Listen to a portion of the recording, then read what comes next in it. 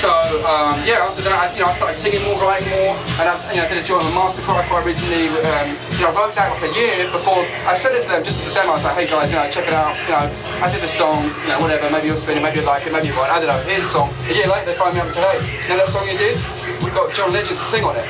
I'm like, what are you talking about? It's crazy, you know what I mean? So and they said me about the song. They completely stripped away the production. They did a new production, and then John Legend. John Legend sang on it. It was like, I just turned the whip, yeah. John Legend sang on it, and it was dope. And so that was an amazing thing. And I heard that was in Australia. I was on a tour with Lady Gaga in Australia. They gave me the call saying, hey, listen, John Legend singing that song, Heartbreaker that you did. We're really into it. He sent me out. It blew my mind. So that was an incredible thing, man. So it's just a lesson, just like working hard, writing hard. Don't be afraid to write. Don't be afraid to sing, because that's my thing. It's like, some I can't sing. That's like, that's what I thought at the time. But no, don't be afraid by that. You've got technology now as well. Got Melodyne, Auto-Tune, and just practice writing, singing, and don't be afraid. Because a lot of people, they don't like the sound of their own voice. That was my problem. Like I was like, I can't. You hear your voice back, and you're like, it sounds weird. It doesn't sound weird. It sounds great. And keep writing and keep doing it.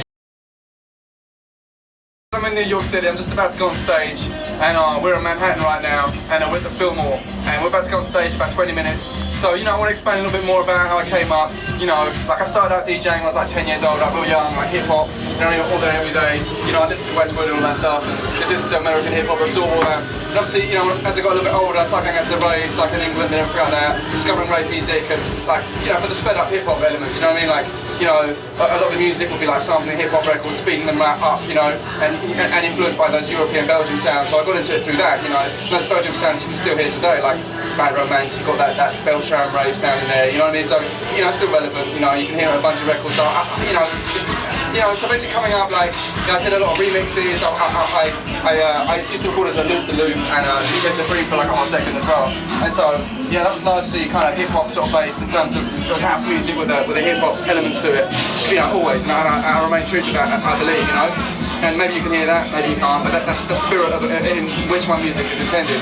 So with a rock and roll in them. So coming up, I did some remixes like Todd Terry remix. Todd Terry used to do classic house records, and I got the chance to remix a song of his called Something Going On, and that was a big record for me. That was a big turning point because that record really popped in Ibiza, And it was my first time going to Ibiza and realizing how records can connect to people in the clubs. Like I go to Ibiza, that Todd Terry remix was popping like. And so I could get in the clubs for free, which was an experience. I went with my friend, we went to hang out all the clubs in Ibiza, just to hear the music, and then when my remix came on, like people were dancing, going crazy. So that was one of my first experiences of like the connection, from the studio to the spinning, to seeing the people out in the audience, So, and that was my first thing, so then people started booking me for gigs, So I started doing that. So, balancing DJing and in the studio, it's always been a thing for me, and producing, and also like artistry as well. I started singing. I didn't start singing until a little bit later, because I was sample based, and I was a little bit afraid of singing, I was the DJ cat and the studio cat, so I was like singing, so that came later. And so yeah, you know what it is. So yeah, I came up doing that, looped the Space Cowboy, and then I got signed to Sun and Fry Records a couple of years later. I was doing some bootlegs, Norman Cook, just caught hold of that, which was amazing. And he really looked after me for a good couple of years now. We had a great relationship. He didn't invite me to all the spots, to spin, and he taught me a lot of stuff, how to handle your business, like personal relationships, and because he had a rapid, he had a lot of success, but with Fatboy Slim, he had a rapid rise, particularly in the United States.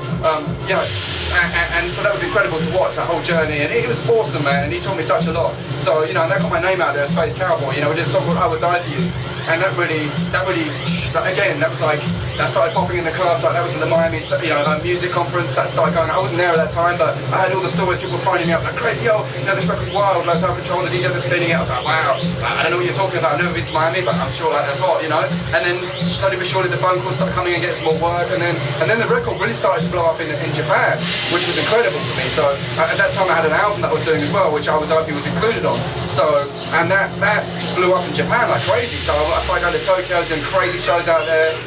It came to doing like, we did a place called Agaha Grand, and that's like 5,000 capacity venue. Like Madonna played there and all that stuff. Me, I'm at my mind. I'm like, this is crazy. I'm doing like albums out here. People are like into the music.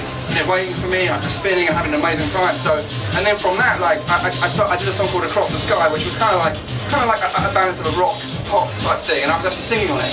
And that was really well received in Japan as well, so that gave me the confidence to start singing, you know what I'm saying? Which is a big turning point for me to start singing and writing. So I was like, you know what, I'm not going to sample anymore, I'm going to start writing, concentrate on the singing. You know, I was using auto-tune at the time, harmonizers, you know what I'm saying? Like, you know, still using that today. And I love that. I love the auto-tune sound. So, you know, you can use it in varying degrees. You don't have to T-plane it out, you know what I mean? So, but at that time I was kind of T-planing it. And so it was cool, man. It was a great experience. It taught me how to write. People, you know, as soon as I realized people liked it in Japan, that song, I was like, okay, I'm going to write. So I was writing.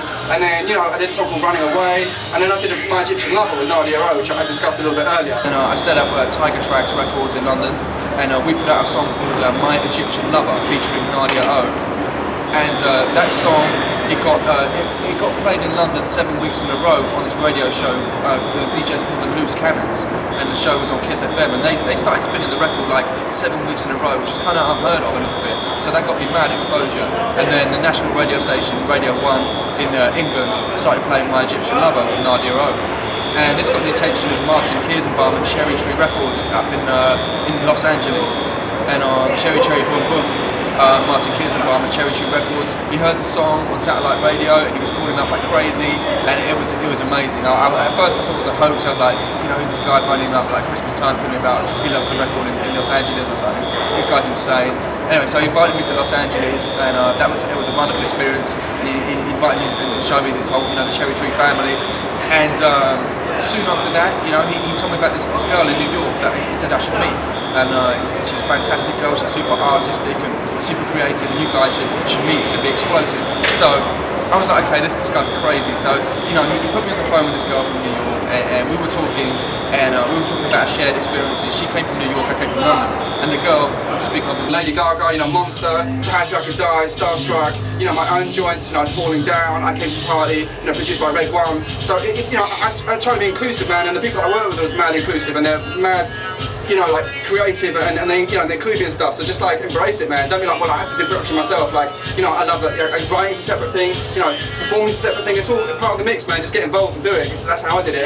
And you know, I'm lucky. I'm in New York performing tonight. You know, and it's a beautiful thing for me. It's a dream come true. So I know there are loads of cats out there like, you know, how'd you do it? How'd you DJ with Lady Gaga? How'd you know, work with Mastercraft? It's just on the grind, man. Just like, you know, writing songs, sending stuff out. You never know what happens. So the Mastercraft, that took 1 year. I sent that song to them as a demo. Like, here you go, guys. You know, 1 year later they phoned me up saying, John, let's just sing on it. That's a dream come true. And I know there are loads of cats going to be watching this, you know, wondering how to do it. And so I just say, like, send me demos, send anybody demos. You know what I'm saying? Anyone that you look up to, anyone who thinks dope, send them demos because they're listening. You know, so most people are listening. You know what I'm saying? You might not get a response straight away. Like when I sent the demo to Norman Cook for Southern Fried, I didn't hear something for like 6 or 7 months. I thought, oh, he thinks it's whack or whatever. Out of the blue, I got text or, you know, saying this shit's hot. Like it's the loudest thing I've ever heard. It just jumped out the speakers. That was like 7 months later. So just be patient, man, and just keep working, keep grinding. You know. That's all I can say, man. Peace.